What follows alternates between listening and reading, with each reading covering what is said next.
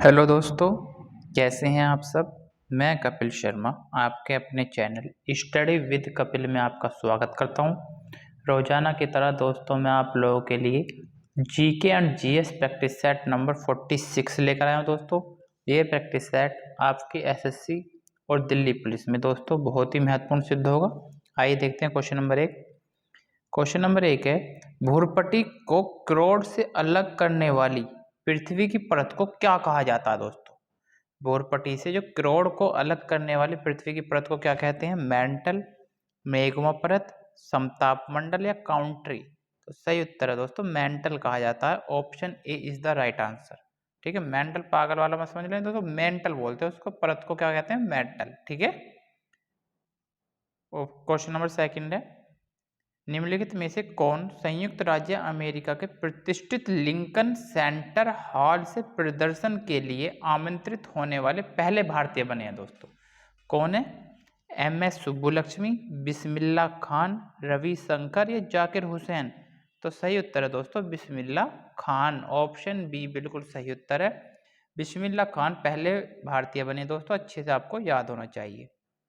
Question number 3 है, चित्तरंजन दास ने चुनाव लड़ने के लिए 1923 में किसके साथ मिलकर स्वराज पार्टी की स्थापना की थी।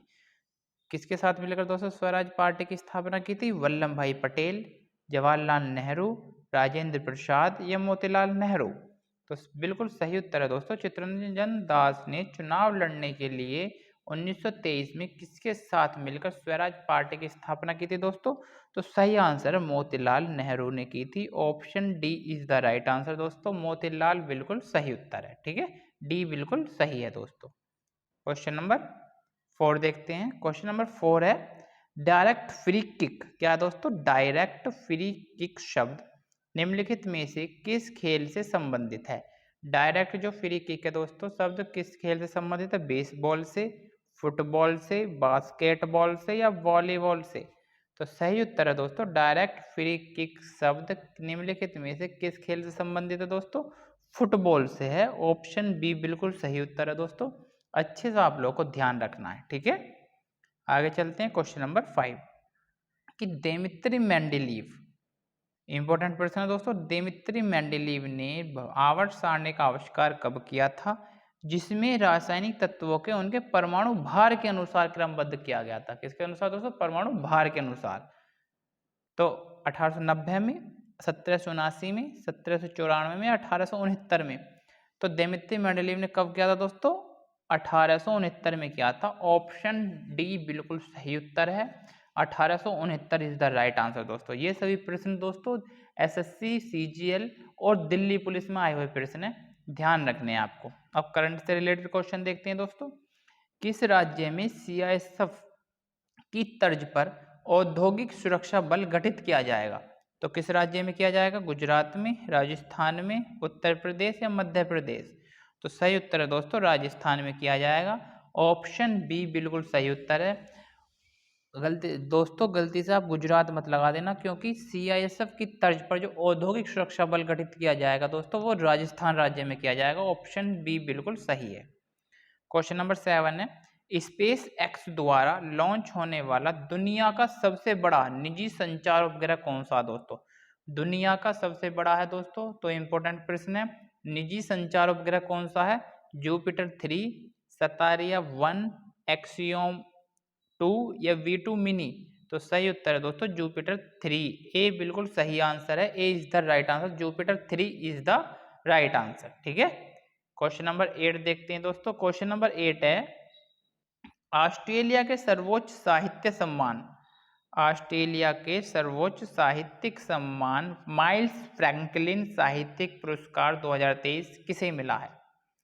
माइल्स फ्रैंकलिन साहित्य पुरस्कार दोस्तों किसे मिला है। जेसिका एडरसन, संकरी चंद्रन, थियम एस्टली या सलमान रुश्दी। तो सही उत्तर है दोस्तों ऑप्शन बी, संकरी चंद्रन को मिला है। ऑप्शन बी बिल्कुल सही उत्तर है दोस्तों। ऑस्ट्रेलिया के सर्वोच्च साहित्यिक सम्मान माइल्स फ्रैंकलिन साहित्य पुरस्कार 2023 से किसे मिला है, संकरी चंद्रन को मिला है। बी बिल्कुल सही है दोस्तों। नीति आयोग देश का पहला मत्स्य पालन अटल इनक्यूबेशन केंद्र कहाँ स्थापित करेगा दोस्तों। बहुत ही इंपॉर्टेंट प्रश्न है। मत्स्य पालन अटल इंक्यूबेशन केंद्र कहाँ स्थापित होगा? कर्नाटक, केरल, गोवा या तमिलनाडु? तो कहाँ होगा दोस्तों? केरल में होगा। ऑप्शन बी बिल्कुल सही उत्तर है, Kerala is the right answer दोस्तों। क्वेश्चन नंबर 10 है, वर्ल्ड सिटीज कल्चरल फोरम में शामिल होने वाला पहला भारतीय शहर कौन सा है? पहला भारतीय शहर दोस्तों कौन सा वर्ल्ड सिटीज कल्चरल फोरम में शामिल होने वाला? बेंगलुरु, अहमदाबाद, जयपुर या लखनऊ? तो सही उत्तर है दोस्तों बेंगलुरु। ए जो है A option is the right answer. Bengaluru world cities cultural forum में शामिल होने वाला दोस्तों पहला भारतीय शहर है। अच्छे से आपको ध्यान रखना है।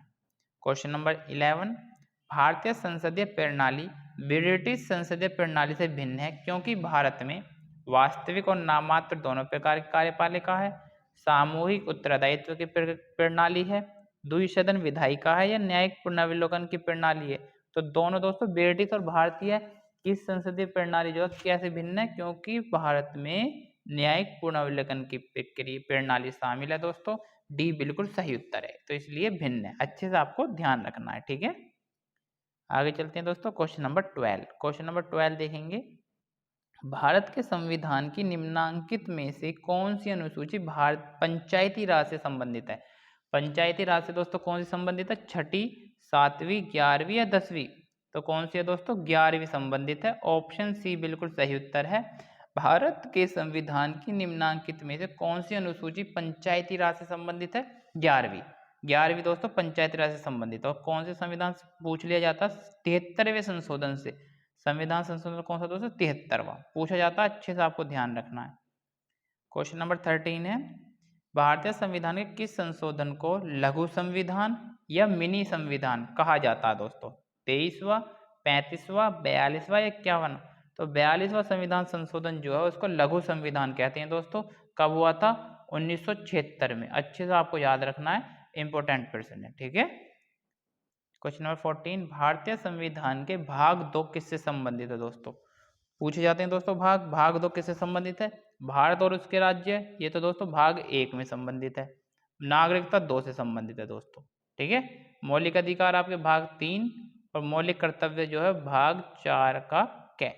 अच्छे से आपको याद रखने हैं दोस्तों, इंपॉर्टेंट प्रश्न है, भाग जरूर पूछे जाते हैं, तो अच्छे से आपको ध्यान रखना है। तो बी बिल्कुल सही उत्तर है, भाग 2 जो है नागरिकता से संबंधित है। और कितने से कितने अनुच्छेद है दोस्तों? 5 से 11 अनुच्छेद तक वर्णन किया गया है, ठीक है। क्वेश्चन नंबर 15 दोस्तों बहुत ही इंपॉर्टेंट प्रश्न और विवादित प्रश्न रहा है ये, क्योंकि संविधान सभा के प्रथम अध्यक्ष कौन थे? ये दोस्तों प्रथम पूछ रहा है। तो राजेंद्र प्रसाद, सच्चिदानंद सिन्हा, जवाहरलाल नेहरू या भीमराव अंबेडकर?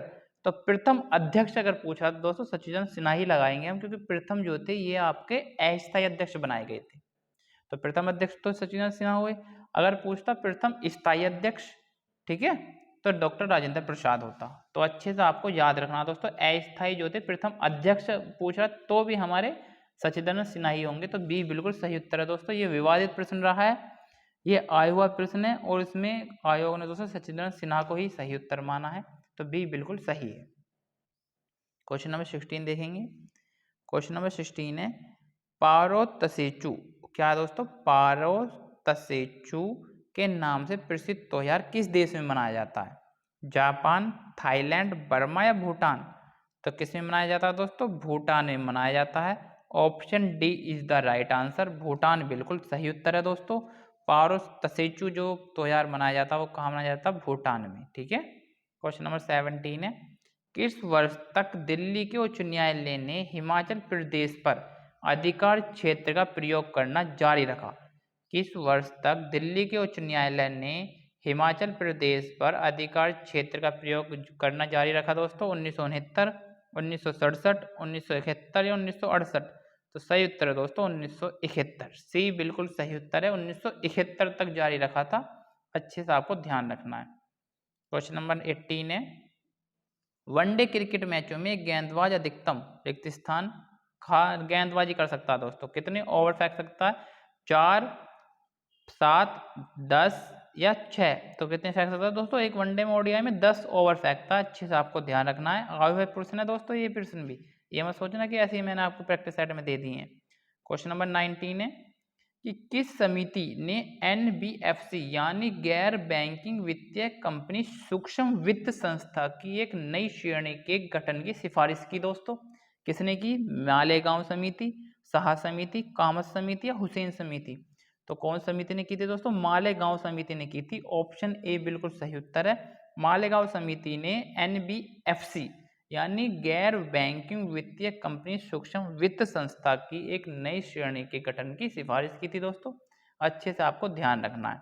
आगे चलते हैं क्वेश्चन नंबर 20 और ये हमारे वीडियो का आज का अंतिम प्रश्न है। प्रकाश उत्सर्जित होने पर फास्फोर लेपित गिलास स्क्रीन पर केंद्रित एक इलेक्ट्रॉन बीम युक्त सीलबंद गिलास वैक्यूम ट्यूब की पहचान करें। तो कौन सी वैक्यूम ट्यूब है दोस्तों? Cathode ray tube, flat array tube, liquid crystal display tube या लाइट इमिटिंग डायोड ट्यूब? तो कौन सी है दोस्तों? कैथोड रे ट्यूब है। ए बिल्कुल सही उत्तर है। अच्छे से आप लोगों को ध्यान रखना है। इंपॉर्टेंट प्रश्न है दोस्तों। प्रैक्टिस सेट कैसा लगा जरूर बताइए। जिन दोस्तों ने मेरे चैनल सब्सक्राइब नहीं किया है वो मेरे चैनल को सब्सक्राइब और वीडियो को लाइक जरूर करें। ऐसी प्रैक्टिस सेट लाता रहूंगा दोस्तों। मिलते हैं नेक्स्ट प्रैक्टिस सेट के साथ। धन्यवाद।